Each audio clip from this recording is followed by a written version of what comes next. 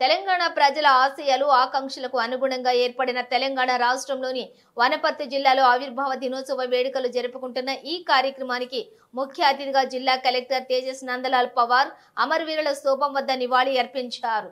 కళాకారుల కలెక్టర్ కార్యాలయంలోని ఏర్పాటు చేసిన జాతీయ జెండాను ఎగరవేసి అక్కడ ఉన్నటువంటి ప్రజలను ఉద్దేశించి ప్రసంగిస్తూ తెలంగాణ రాష్ట్ర సాధనలో అసువులు బాసిన అమరవీరులకు తెలంగాణ రాష్ట్ర ఆవిర్భావ దినోత్సవం సందర్భంగా నా జోహార్లు అర్పిస్తున్నాను అన్నారు.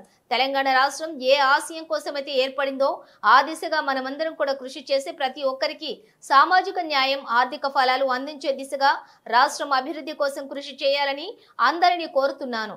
ఉమ్మడి రాష్ట్రంలో తెలంగాణ ప్రాంతం పేదరికంలో ఉండి అభివృద్ధికి నోచుకోలేదని, అన్ని రకాల వనరులు ఉన్నా ఆశించిన స్థాయిలో అభివృద్ధి కాకపోవడంతో నీళ్లు, నిధులు, ఉద్యోగాల కొరకు దశాబ్దాల కాలం పోరాటం చేసి తెలంగాణ రాష్ట్రాన్ని సాధించుకున్నామన్నారు.